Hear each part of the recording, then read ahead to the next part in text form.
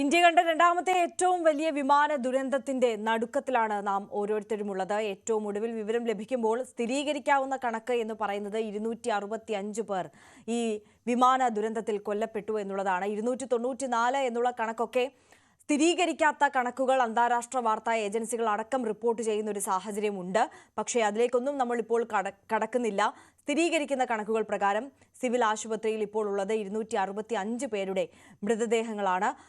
അതിനപ്പുറം മറ്റു പലരെയും കാണാൻ സമീപ പ്രദേശങ്ങളിൽ ഉള്ളവരെയൊക്കെ കാണാതായിട്ടുണ്ട് എന്നുള്ള പരാതികൾ അവരുടെ ബന്ധുക്കളുടെ ഭാഗത്തു നിന്ന് ഉയർന്നു വരുന്ന സാഹചര്യം ഉള്ളതിനാൽ തന്നെ മരണസംഖ്യ ഇനിയും ഉയർന്നേക്കാം എന്ന വലിയ ആശങ്കയും നമുക്ക് ഉണ്ട്. പ്രധാനമന്ത്രി നരേന്ദ്രമോദി ഇപ്പോൾ അഹമ്മദാബാദിൽ എത്തിയിരിക്കുകയാണ്. സിവിൽ ഹോസ്പിറ്റലിലേക്ക് അദ്ദേഹം എത്തുന്നു എന്നുള്ളതാണ് നമ്മൾ മനസ്സിലാക്കുന്നത്. പരിക്കേറ്റവരെയും അദ്ദേഹം സന്ദർശിക്കും. അതോടൊപ്പം ഈ ദുരന്തഭൂമി സന്ദർശിക്കും.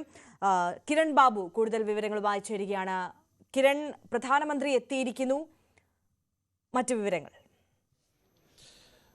പ്രധാനമന്ത്രി നരേന്ദ്രമോദി അഹമ്മദാബാദിൽ എത്തിയിരുന്നു. അദ്ദേഹം ഇപ്പോൾ സിവിൽ ഹോസ്പിറ്റലിലേക്ക് അവിടെ പരിക്കേറ്റ് ചികിത്സയിൽ കഴിയുന്ന ആളുകളെ സന്ദർശിക്കാൻ വേണ്ടി എത്തിയിരിക്കുകയാണ്. അതോടൊപ്പം തന്നെ അദ്ദേഹം ഒരു ഉന്നതതല യോഗം കൂടി വിളിച്ചിട്ടുണ്ട്. അടിയന്തരമായി തുടർന്ന് സ്വീകരിക്കേണ്ട നടപടികൾ ഇന്ത്യ അതീവ ഗൗരവമായി തന്നെയാണ് അന്താരാഷ്ട്ര തലത്തിലടക്കം ശ്രദ്ധിച്ച ഈ അപകടത്തെ കൈകാര്യം ചെയ്യുന്നത്.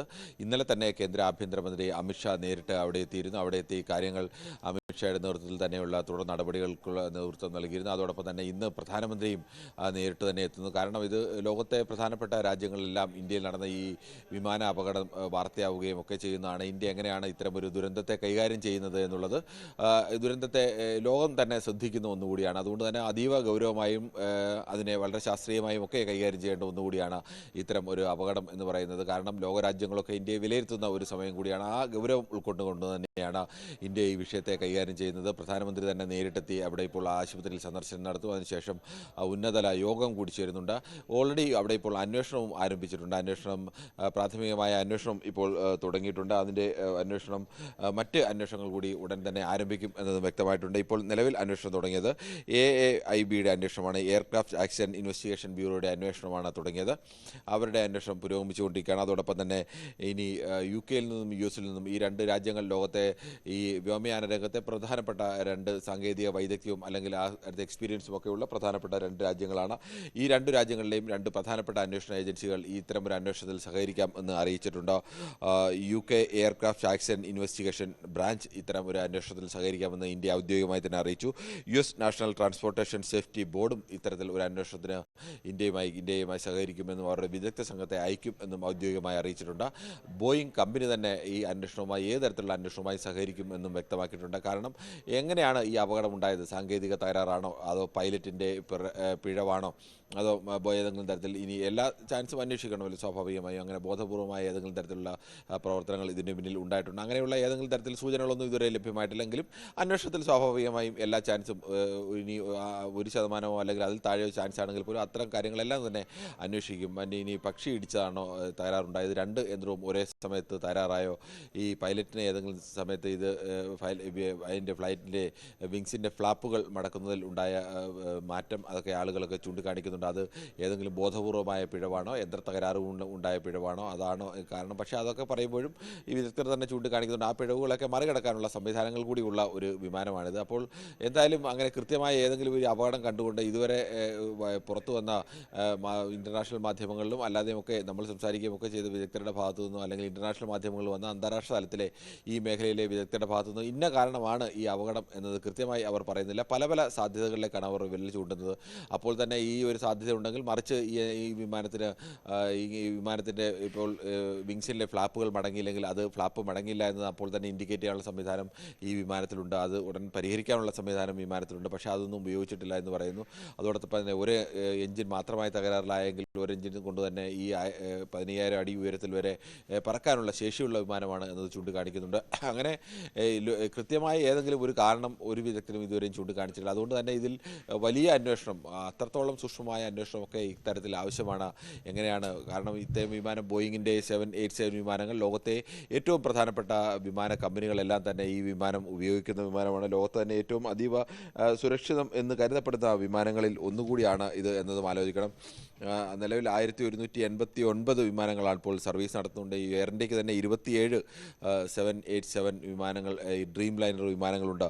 1189 ഡ്രീം ലൈനർ വിമാനങ്ങൾ നിലവിൽ സർവീസ് നടത്തുന്നു എന്ന് പറയുമ്പോൾ തന്നെ നമ്മൾ ആലോചിക്കണം, ലോകത്തിൻ്റെ ആകാശത്തിൽ എപ്പോഴും ഏതെങ്കിലും ഒരു ഡ്രീം ലൈനർ പറക്കുന്നുണ്ടാവും.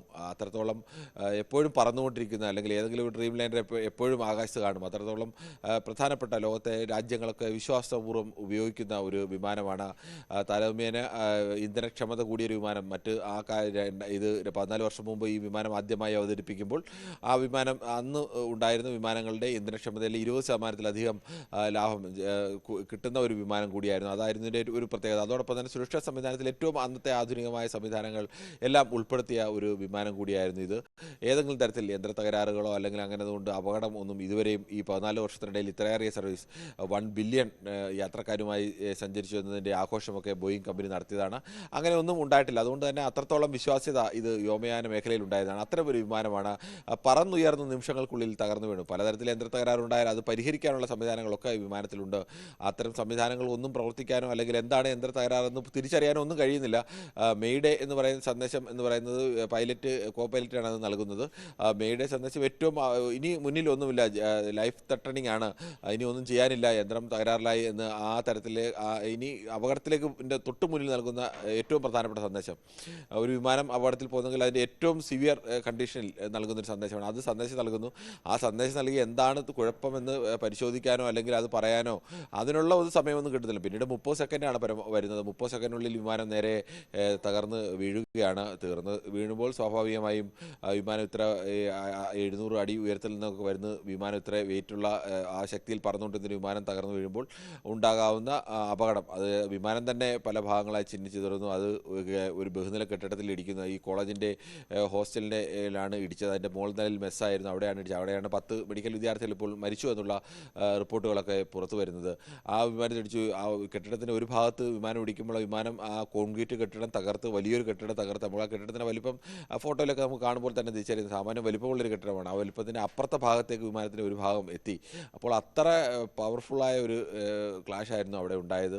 അങ്ങനെ വിമാനം തകരുന്നു. ആ വിമാനത്തിൽ ഇന്ധനം, ഈ യാത്ര ഇത്രത്തോളം ദൂരം യാത്ര ചെയ്യേണ്ട വിമാനമാണ്. 12 മണിക്കൂർ 14 മണിക്കൂർ തുടർച്ചയായി യാത്ര ചെയ്യേണ്ട ഒരു വിമാനത്തിനുള്ള ഇന്ധനം ഉണ്ടായിരുന്നു. ആ ഇന്ധനം വെച്ച് സ്വാഭാവികമായും കത്തി അതൊരു തീഗോളമായി മാറുകയും അതൊരു ഫർണസായി മാറി എന്ന് തന്നെ വേണമെങ്കിൽ പറയാം. അക്ഷരാർത്ഥത്തിൽ അത്തരമൊരു ഫർണസ് ഇന്ന് കത്തുകയായിരുന്നു 1 മണിക്കൂറോളം.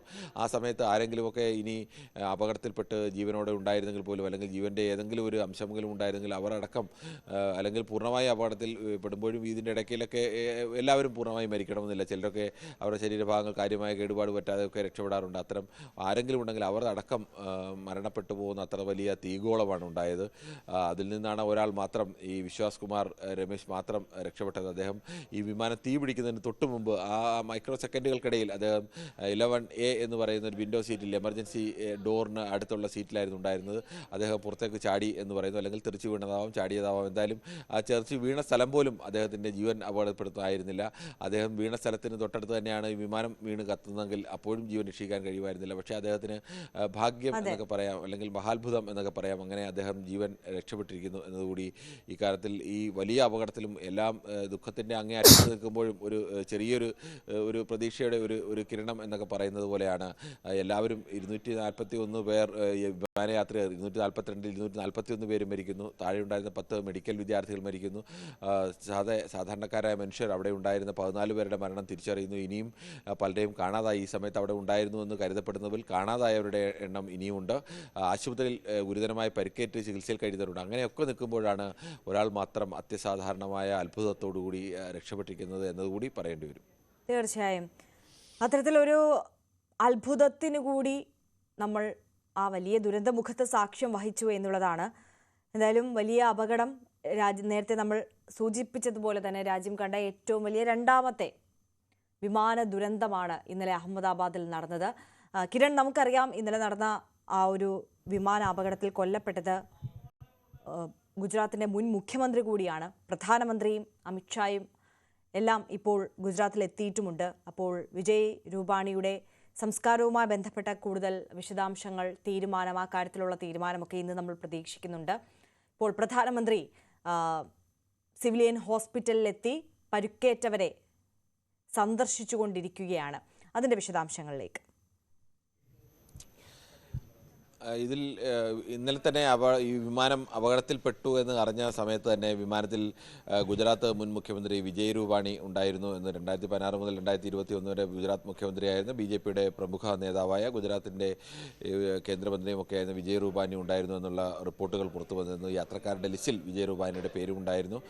പിന്നീട് വന്ന റിപ്പോർട്ടുകൾ വിജയ് രൂപാനിയെ കണ്ടെത്തിയിട്ടുണ്ട്. അദ്ദേഹത്തിൻ്റെ നില ഗുരുതരമാണ്, അദ്ദേഹം ആശുപത്രിയിൽ ചികിത്സയിലാണ് എന്നുള്ള റിപ്പോർട്ടുകളൊക്കെയാണ് വന്നത്. പക്ഷേ അപ്പോൾ തന്നെ അനൗദ്യോഗികമായി അദ്ദേഹത്തിന് മരണമടഞ്ഞു എന്നുള്ള റിപ്പോർട്ടുകളുമൊക്കെ വന്നിരുന്നു. പക്ഷേ നമുക്ക് അത്തരം സന്ദർഭങ്ങളിലൊന്നും തന്നെ ഔദ്യോഗികമായി സർക്കാർ ഇങ്ങനെ ഒരു മരണം സ്ഥിരീകരിക്കുന്നത് വരെ നമുക്ക് അത്തരം വാർത്തകൾ നൽകുന്നത് ശരിയല്ല എന്നുള്ളതുകൊണ്ട്. പക്ഷേ അദ്ദേഹത്തിന് മരണം സംഭവിച്ചിരുന്നു എന്ന മട്ടിലായിരുന്നു റിപ്പോർട്ടുകളൊക്കെ വന്നത്. എന്നുവെച്ചാൽ അദ്ദേഹത്തെ അത്രത്തോളം ഗുരുതരമായിരുന്നു. എല്ലാവരുടെയും അവസ്ഥ ആരുടെയും അങ്ങനെ ജീവിതത്തിലേക്ക് മടക്കി കൊണ്ടുവരാൻ കഴിയുന്ന ഒരു, നമ്മൾ നേരത്തെ പറഞ്ഞല്ലോ, ഈ വിമാനം തകർന്നപ്പോൾ അതിൻ്റെ ആഘാതത്തിൽ പലതായി ചിന്നിച്ചിതറിയ ആളുകൾ, അതിലും കഴിഞ്ഞ് ആരെങ്കിലുമൊക്കെ രക്ഷപ്പെട്ടിട്ടുണ്ടെങ്കിൽ വിമാനം തീപിടിക്കുന്ന സമയത്ത് തീ പിടിച്ച് ആൾക്കാരുടെ ശരീരമൊക്കെ കത്തി കരിഞ്ഞു പോകുന്ന അവസ്ഥ, തീ പിടിക്കാത്ത മറ്റു ഭാഗങ്ങളിലൊക്കെ തെറിച്ചു വീണ ആളുകളുടെയൊക്കെയാണ് ഈ മൃതശരീരങ്ങൾ സാധാരണഗതിയിലെങ്കിലും ലഭ്യമായിട്ടുള്ളത്. പലരുടെയും മൃതശരീരങ്ങൾ ആരുടേതാണ് എന്നതുപോലും തിരിച്ചറിയാൻ കഴിയാത്ത ഒരു അവസ്ഥ പോലുമുണ്ട്. അത്രത്തോളം പലതായൊക്കെ മാറി. ഇനി അവരുടെയൊക്കെ DNA ടെസ്റ്റ്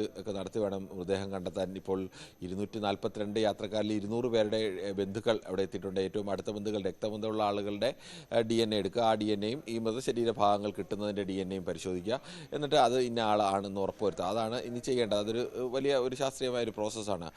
പലരുടെയും ശരീരഭാഗങ്ങൾ മുഴുവനായി ഒരു മൃതശരീരം ആ മട്ടിലൊന്നുമല്ല പലരുടെയും കിട്ടിയിരിക്കുന്നത്. പലരുടെ ശരീരത്തിൻ്റെ വിവിധ ഭാഗങ്ങളൊക്കെയാണ്.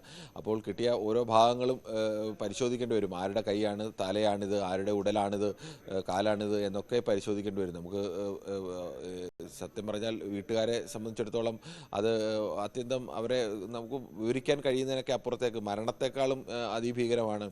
ഈ നിലയിലൊക്കെ ആളുകൾക്ക് അവസാനമായി മരണമടഞ്ഞു എന്നാൽ അവസാനമായി ഒരു നോക്കെങ്കിലും കാണുക, അല്ലെങ്കിൽ അവരുടെ മുഖമെങ്കിലും ഒന്ന് കാണുക എന്നൊരു ആഗ്രഹമെങ്കിലും ചിലപ്പോൾ ഏത് വീട്ടുകാർക്കും ഏത് ബന്ധുക്കൾക്കും സുഹൃത്തുക്കൾക്കും എല്ലാവർക്കും ഉണ്ടാവാം. പക്ഷെ അതിനുപോലും കഴിയാത്ത ഒരവസ്ഥ, ഈ ഉള്ളിൽ നിൽക്കുന്ന ആ കരിഞ്ഞത് എൻ്റെ മകനാണ്, മകളാണ്, അച്ഛനാണ്, അമ്മയാണ്, സഹോദരനാണ്, സുഹൃത്താണ് എന്നൊക്കെ കരുതി ആ മൃതദേഹത്തിൻ്റെ അടുകയിൽ നിൽക്കുക എന്ന് പറയുന്നതിൻ്റെ ഒരു ഭീകരത, അത് ഒരുപക്ഷെ അനുഭവിച്ചറിഞ്ഞവർക്ക് മാത്രമേ അത് വിവരിക്കാൻ കഴിയൂ. അത്രത്തോളം ഭീകരമാണ്. ഓർക്കാൻ കഴിയും, സാധാരണ നിലയിൽ നമുക്ക് അങ്ങനെ ഓർക്കാൻ കഴിയുമ്പോൾ തന്നെ ഉള്ളു വിങ്ങിപ്പോകുന്നത്ര ഭീകരതയാണ്. ഇനി അതിനാണ് നേരിടേണ്ടി വരുന്നത് എന്നതുകൂടിയുണ്ട്. ഈ മരണമടഞ്ഞവരുടെ മൃതദേഹങ്ങൾ ഓരോന്നും മൃതദേഹഭാഗങ്ങൾ എടുത്ത് ഓരോ ഭാഗമായി. കിരൺ, ഒരു നിമിഷം. ഇപ്പോൾ പ്രധാനമന്ത്രി നരേന്ദ്രമോദി ആശുപത്രി സന്ദർശിച്ചതിനു ശേഷം അദ്ദേഹം തിരികെ വാഹനത്തിൽ കയറി മടങ്ങുന്നതിന്റെ ദൃശ്യങ്ങളാണ് നമ്മൾ കാണുന്നത്. നേരത്തെ കിരൺ സൂചിപ്പിച്ചതുപോലെ തന്നെ ഇനി ഉന്നതതല യോഗം നടക്കുന്നുണ്ട് അവിടെ അഹമ്മദാബാദിൽ ഈ ദുരന്തവുമായി ബന്ധപ്പെട്ട്. ആ യോഗത്തിലേക്കായിരിക്കാം ഒരുപക്ഷെ അദ്ദേഹം ഇനി പോകാൻ പോകുന്നത്. ഇപ്പോൾ സിവിലിയൻ ആശുപത്രിയിലെത്തി അദ്ദേഹം ഒരു 5 നിമിഷമോളം അവിടെ ചിലവഴിച്ചിട്ടുണ്ട്. അവിടെ പരിക്കേറ്റ് ചികിത്സയിൽ കഴിയുന്ന ഒരുപാട് ആളുകളുണ്ട്, അവരെയൊക്കെ സന്ദർശിച്ചിട്ടുണ്ട്. അതോടൊപ്പം തന്നെ നമുക്കറിയാം ഈ വിമാനത്തിൽ നിന്ന് രക്ഷപ്പെട്ട ഒരേ ഒരു വ്യക്തി മാത്രമേ ഉള്ളൂ, ശ്രീ ബിശ്വാസ്. അദ്ദേഹത്തെയും സന്ദർശിച്ചതിന് ശേഷമാകും പ്രധാനമന്ത്രി ഇപ്പോൾ മടങ്ങുകയാണ്. കിരൺ തുടരുന്നുണ്ട്. കിരൺ, ഇതിപ്പോൾ ഇനി നേരത്തെ നമ്മൾ സൂചിപ്പിച്ചതുപോലെ ഉന്നതതല യോഗമാണ് മുന്നിലുള്ളത്. ആരൊക്കെ ഈ യോഗത്തിൽ പങ്കെടുക്കുന്നുണ്ട്? ഈ യോഗത്തെക്കുറിച്ച് കൂടുതൽ സൂചനകൾ നമുക്ക് ലഭ്യമാണ്. ആര്യ, ഈ വിഷയത്തിൽ ഇനി ഇന്ത്യയെ സംബന്ധിച്ച് പ്രധാനപ്പെട്ട ഒരു വിഷയം അടിയന്തരമായി ചെയ്തുകൊണ്ടിരിക്കുന്നത് മൃതദേഹങ്ങളുടെ DNA ടെസ്റ്റ് നടത്തി മൃതദേഹങ്ങൾ തിരിച്ചറിഞ്ഞ് അത് ബന്ധുക്കൾക്ക് വിട്ടു നൽകുക എന്നുള്ള നടപടിയാണ്. ആ ബന്ധുക്കൾക്ക് വേണ്ടി മൃതദേഹങ്ങൾ വിട്ടു നൽകണം, അത് ഒരു ഭാഗത്ത്. മറ്റൊന്ന് ഏറ്റവും ഗൗരവമായ മറ്റൊരു വിഷയം, ഇത് മാനുഷികമായി ചെയ്യേണ്ട ഒരു വിഷയമാണ്. മറ്റൊന്ന് ഏറ്റവും ഗൗരവമായ ഒരു വിഷയം, എങ്ങനെ വിമാന അപകടമുണ്ടായി അതിനെ സംബന്ധിച്ചുള്ള അന്വേഷണങ്ങളാണ്. ആ അന്വേഷണം ഇന്ത്യയുടെ ഭാഗത്തു നിന്ന് ഉണ്ടാവേണ്ടതുണ്ട്. അതിന് ആ രംഗത്ത് ആരെയൊക്കെ സഹകരിപ്പിക്കണം എന്നുള്ള വിഷയം ഉണ്ട്. അന്താരാഷ്ട്ര തലത്തിൽ തന്നെ ഒരു വിശ്വാസ്യത നേടിയെടുക്കേണ്ടതുണ്ട്. ഒരു വിമാനാപകടം ഉണ്ടായി കഴിഞ്ഞാൽ ആ വിമാനം ലോകത്തെ പ്രധാനപ്പെട്ട ബോയിങ് വിമാന കമ്പനിയുടെ ഡ്രീം ലൈനർ വിഭാഗത്തിൽപ്പെടുന്ന വിമാനമാണ്. അതുകൊണ്ട് തന്നെ ഈ വിമാനത്തിന് എങ്ങനെ അപകടമുണ്ടായി എന്നത് അന്താരാഷ്ട്ര സമൂഹത്തെ കൂടി ബോധ്യപ്പെടുത്തേണ്ട ഉത്തരവാദിത്വം ബോയിങ് കമ്പനിക്കും നമുക്കും ഇന്ത്യക്കും എല്ലാം ഉണ്ട്. അതുകൊണ്ട് തന്നെ ആ തരത്തിലേക്കുള്ള ഒരു ബോധ്യപ്പെടുന്ന രീതിയിലേക്കുള്ള ഒരു കുറ്റമറ്റ ശാസ്ത്രീയമായ ഒരു അന്വേഷണത്തിലേക്ക് നീങ്ങണം. അതിന് ഏതെല്ലാം നടപടികൾ സ്വീകരിക്കണം, ഏതെല്ലാം സ്റ്റെപ്പാണ് വേണ്ടത്, അത്തരം കാര്യങ്ങളൊക്കെ ഈ ഉന്നതതല യോഗത്തിൽ സ്വാഭാവികമായി സ്വാഭാവികമായും ചർച്ചയാവും എന്ന് പ്രതീക്ഷിക്കുന്നു. അതോടൊപ്പം തന്നെ ഇതിൻ്റെ ഇനി അടിയന്തരമായി ഏതെങ്കിലും സുരക്ഷാ സംവിധാനങ്ങൾ വർദ്ധിപ്പിക്കേണ്ടതുണ്ടോ, അല്ലെങ്കിൽ കൂടുതൽ സുരക്ഷ ഒരുക്കേണ്ടതുണ്ടോ, ഒരു വിമാനാപകടം ഉണ്ടായ സാഹചര്യത്തിൽ നമ്മൾ സ്വീകരിക്കേണ്ട അടിയന്തര നടപടികൾ, അത്തരം കാര്യങ്ങൾ സ്വാഭാവികമായും ചർച്ചയാവും. അതോടൊപ്പം തന്നെ വിമാനത്താവളത്തിൻ്റെ പ്രവർത്തനം പൂർണ്ണമായും പഴയ രീതിയിലേക്ക് എത്തിക്കാൻ വേണ്ടി എന്ത് പുതിയ നടപടികളാണ് വേണ്ടത്, അങ്ങനെ ഒരുപാട് ഈ വിമാന അപകടവുമായി ബന്ധപ്പെട്ട വിഷയങ്ങളൊക്കെ ചർച്ച ചെയ്യേണ്ടതുണ്ട്. അത്തരം കാര്യങ്ങളൊക്കെ ആവും സ്വാഭാവികമായും ചർച്ച നടക്കുക. ഏതെല്ലാം വിഷയത്തിൽ എന്തെല്ലാം തീരുമാനങ്ങളാവും എടുക്കുക എന്ന് നമുക്കിപ്പോൾ പറയാൻ കഴിയില്ല. എന്തായാലും ഇന്ത്യ അതീവ ഗൗരവത്തോടു കൂടി തന്നെയാണ് ഈ വിഷയത്തെ കാണുന്നത്. അതിൻ്റെ ഏറ്റവും പ്രധാനപ്പെട്ട തെളിവാണ് ഇങ്ങനെ ഒരു അപകടം ഉണ്ടാകുമ്പോൾ ഇന്നലെ തന്നെ കേന്ദ്ര ആഭ്യന്തരമന്ത്രി അമിത്ഷാ അവിടെ പറന്നെത്തുന്നു. അമിത്ഷാ തന്നെ കേന്ദ്ര ആഭ്യന്തരമന്ത്രി ഇന്ന് കേന്ദ്രമന്ത്രിസഭയിൽ രണ്ടാമൻ തന്നെ അവിടെ വന്ന് അതിന് നേതൃത്വം നൽകുന്നു. ഇന്ന് പ്രധാനമന്ത്രി തന്നെ നേരിട്ട് അവിടെ എത്തുന്നു. ഇപ്പോൾ ആശുപത്രിയിൽ എത്തി ആശുപത്രി സന്ദർശിക്കുന്നു. ഇനി ആ യോഗത്തിൽ പങ്കെടുക്കുന്നു, സ്ഥലം സന്ദർശിക്കുന്നു, കാര്യങ്ങൾക്ക് നേതൃത്വം നൽകുന്നു. ഇത് ഒരു ലോകത്തിന് നൽകുന്ന ഒരു സന്ദേശം കൂടിയാണ്. നമ്മൾ അങ്ങനെ അവിടെ എത്തുന്നു, അതിന് നേതൃത്വം നൽകുന്നു എന്നൊക്കെ പറയുന്നതിനപ്പുറത്തേക്ക് അത് ലോകത്തിന് കൂടി ഒരു സന്ദേശം നൽകുകയാണ്. ഇന്ത്യ എത്രത്തോളം ഗൗരവത്തോടു കൂടിയാണ് ഇങ്ങനെ ഒരു ദുരന്തമുണ്ടായപ്പോൾ, പ്രധാനമായും ഒരു രാജ്യത്തെയൊക്കെ ലോകരാജ്യങ്ങളൊക്കെ വിലയിരുത്തുന്നത് ഒരു ദുരന്തമുണ്ടാകുമ്പോൾ ആ ദുരന്തത്തോട് ഏത് തരത്തിലാണ് ആ ഭരണകൂടം പ്രതികരിക്കുന്നത് എന്നത് ഏറ്റവും പ്രധാനമാണ്.